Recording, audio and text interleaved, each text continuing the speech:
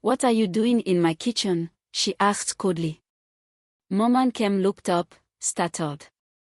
"Oh, my daughter, I was only cooking for my son. I wanted to." "Keep quiet," Edeora snapped, stepping closer. "Do you think this is your village hut? You'll embarrass me with your local soup. What will my guests say if they smell this?" The air grew heavy. "Mama, please," one of the maids whispered, trying to calm the storm. But Edeora was not done. She stormed over, her face twisted with fury, and grabbed the pot. "Stop!" Momankem cried, reaching out weakly. Edeora tilted the pot and poured hot soup on Momankem's legs. The old woman gasped, trembling in pain. The maids froze, horrified. Edeora stepped back, dusting her palms like someone cleaning away filth. Her lips curved into a cold, cruel smile. "Next time," she said, her voice low and sharp, "stay in your wheelchair and don't touch what isn't yours." In a small, forgotten village, far away from the restless noise of the city, there lived a woman named Momankem. Her hut sat quietly at the edge of a dusty road, surrounded by dry shrubs and the distant echo of crickets that sang through the night. She wasn't rich. She didn't own gold, or silver, or even a piece of fertile land to call her own. But what she carried inside her heart was something more valuable than all those things, a spirit that refused to give up, no matter how harsh the world became. Every morning, before the first cock crowed, Momankem would rise from her raffia mat, stretch her tired back, and whisper a short prayer to heaven. Then she would tie a faded wrapper tightly around her waist, the same one she'd worn for years, and place her tray of roasted corn carefully on her head. Her back bent from the weight, her shoulders tense from strain, yet her steps remained firm. She walked miles to the roadside market, where cars and buses sped past in clouds of dust. There, under the rising sun, she would set her tray down and begin her daily walk. The smoke from her small charcoal fire curled into the morning sky, carrying the smell of roasted corn. Her son, Chima, was her world. Her reason. Her pride. Her tomorrow. When she looked at him, she saw everything her late husband had hoped for but never lived to see. Chima's father had died when the boy was still a baby.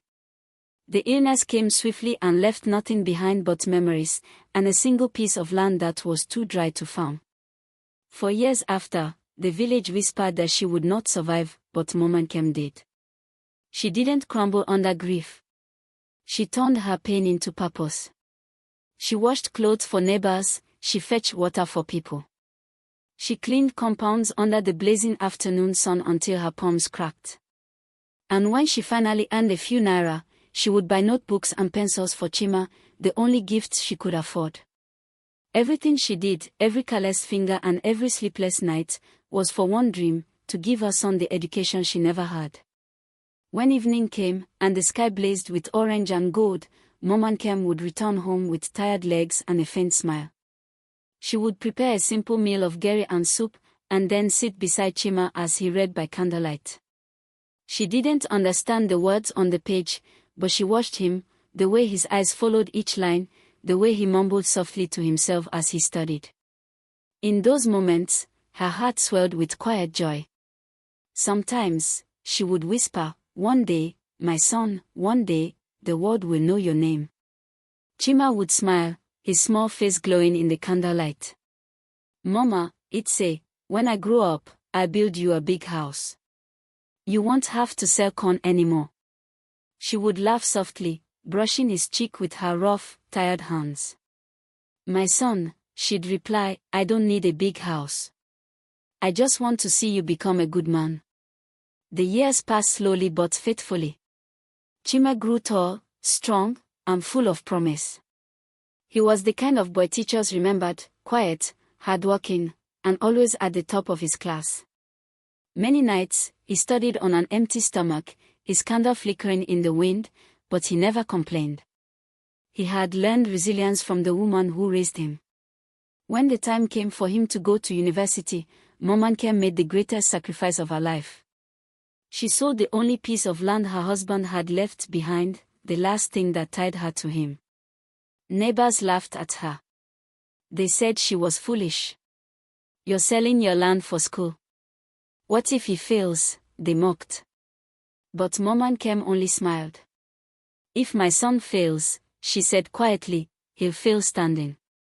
That's better than sitting and doing nothing." She sold the land, counted the few bundles of cash, and handed them to Chima. "Go, my son," she said, her eyes shining with both pride and fear. "Go and make me proud."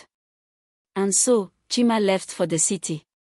The noise, the crowd, the lights, they overwhelmed him at first. He worked during the day, washing cars, sweeping shops, carrying loads at the market. At night, he attended lectures, sometimes with nothing but Gary to fill his belly. He faced rejection and loneliness, but he refused to let hardship defeat him. When others partied, he studied. When others slept, he walked. And after years of struggle and sleepless nights, his efforts finally bore fruit.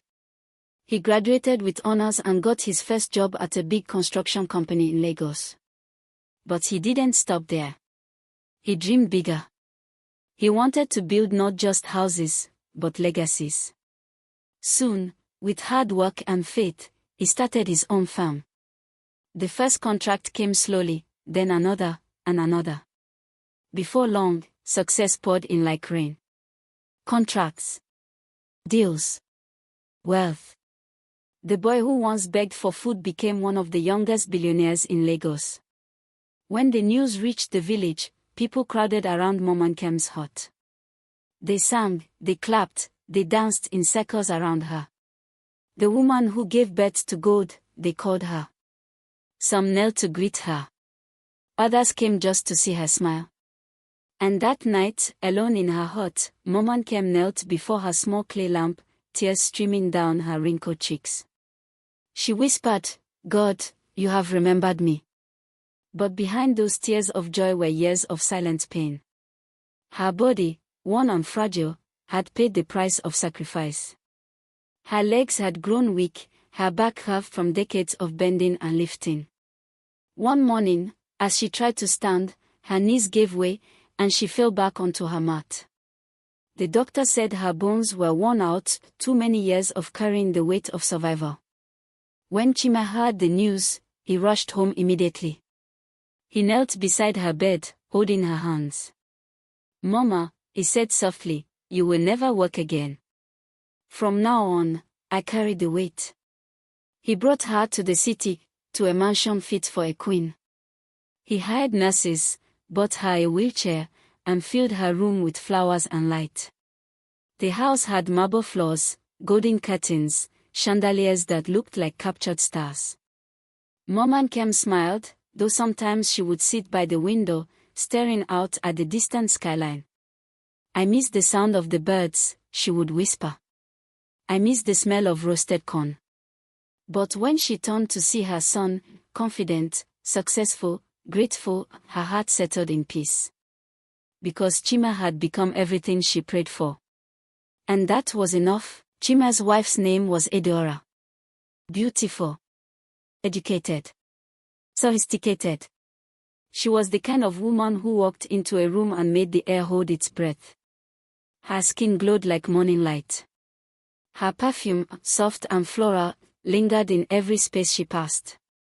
And her voice carried that calm confidence that only those born into privilege seemed to possess. Edeora came from money, real money. Her father was a retired ambassador, her mother a well-known fashion designer in Lagos. They lived in a world of crystal chandeliers, garden dinners, and private chauffeurs. Theirs was a family that had never known dust, sweat, or hunger. So when Chima met her at a charity gala, it felt like fate had brought two opposite worlds together. He was there as a guest speaker, invited to share his story as the boy who rose from nothing. The audience had listened in awe as he spoke about his humble beginnings, his struggles, his mother's sacrifices, and the long road that led him to success. When he finished, they clapped, cameras flashed, and somewhere in the crowd, Edeora smiled at him. That smile was the beginning. After his speech, she approached him, her gold dress shimmering under the lights. "You're Chima, right? The one everyone's talking about?" she asked with a playful grin. He nodded, a little shy. "Yes, and you must be one of the sponsors." She laughed softly. "Something like that. But tonight, I think you're the real star." Her words, her elegance, her laughter, everything about her felt like something out of a dream. To Chima, she was the kind of woman he had only seen in magazines, far beyond the dusty streets of his childhood. And yet, there she was, smiling at him as if they belonged to the same world.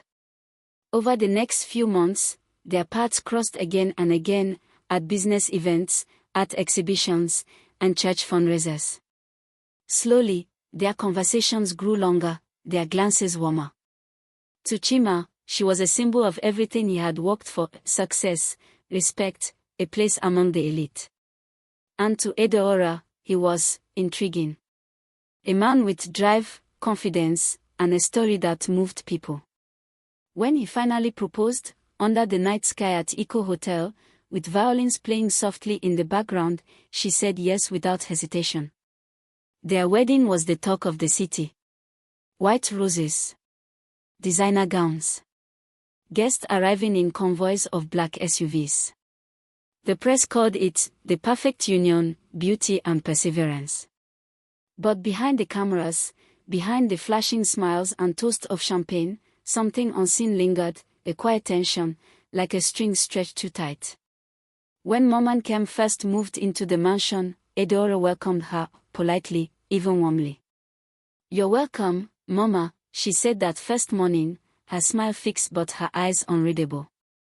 "Please, feel at home." Mom Kem had smiled back, her frail hands trembling slightly.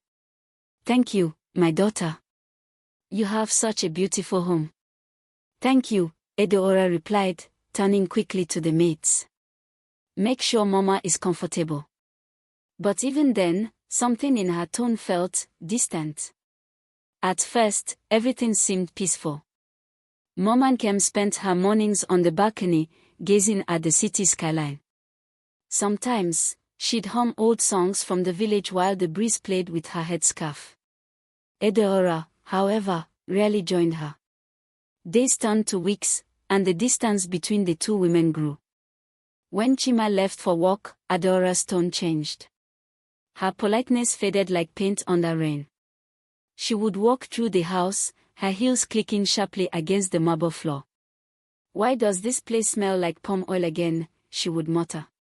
The maids would glance at one another nervously. "Madam," one of them once said softly, "Mama just had breakfast." Edeora scoffed. "Breakfast? On the dining table? Can't she eat in her room like a normal guest?" The maid said nothing. In that mansion, silence was safer than truth. Mom Kem heard everything. Her ears might have aged, but her heart still understood tone, the bitterness hidden behind the words. Yet she never complained. She would bow her head and whisper to herself, "Maybe she's just tired. She will come around." But Edeora never did. If anything, her resentment deepened. She hated how Chima would light up whenever his mother called. How he rushed home early just to eat her cooking.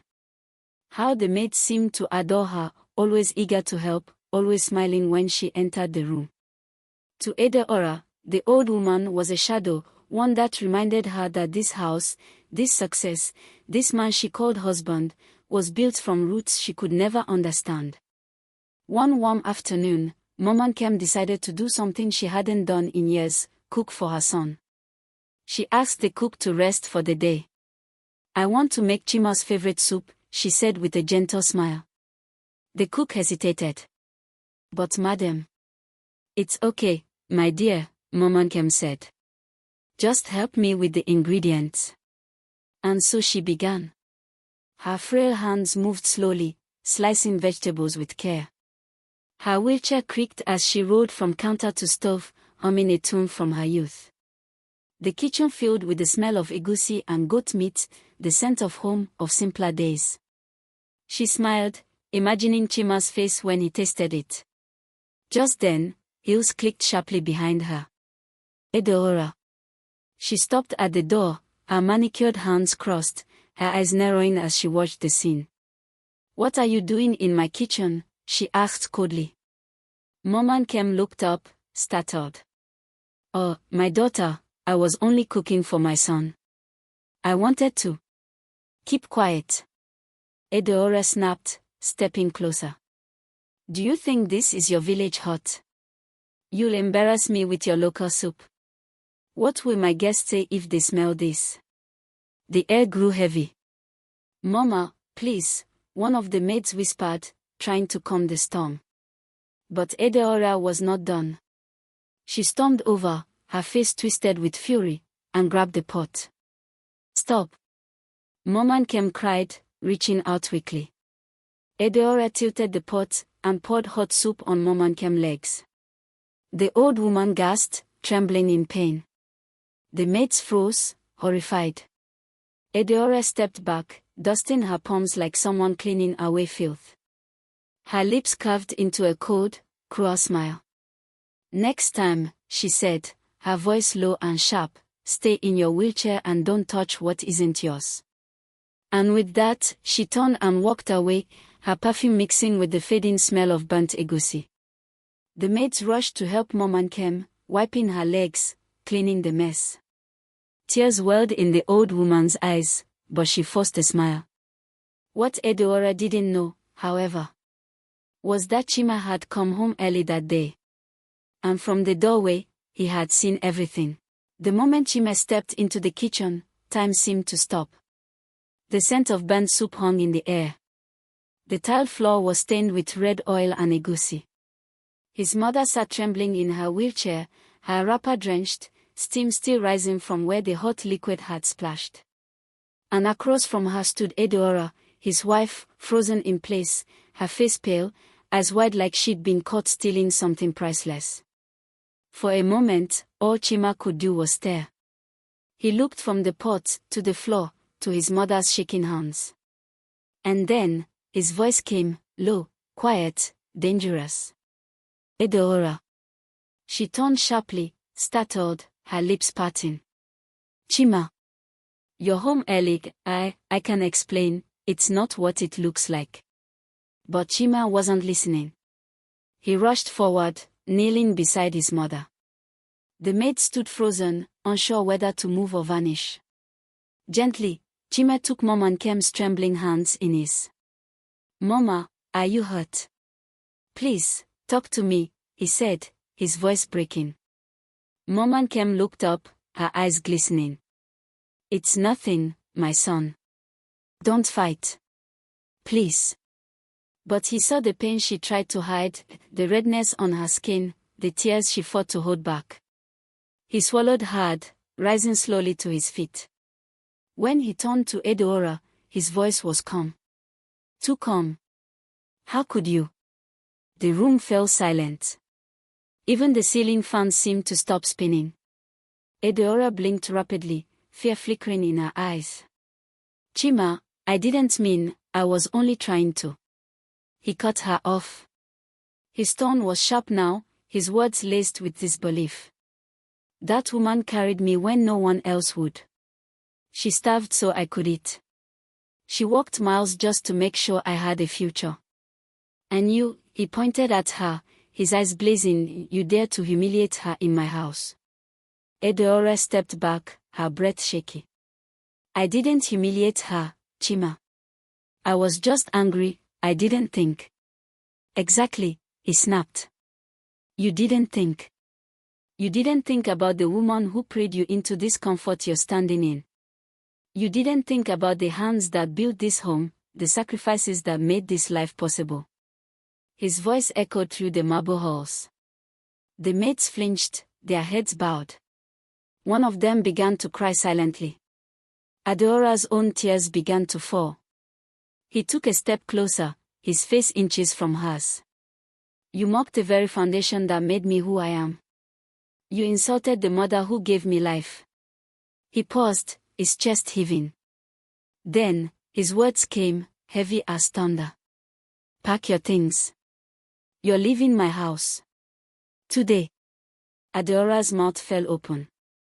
You can't mean that. I'm your wife. He turned away, his back straight, his voice like stone. Not anymore. A wife who dishonors my mother dishonors me. For a long time, she stood there, motionless, broken. The maids didn't dare meet her eyes.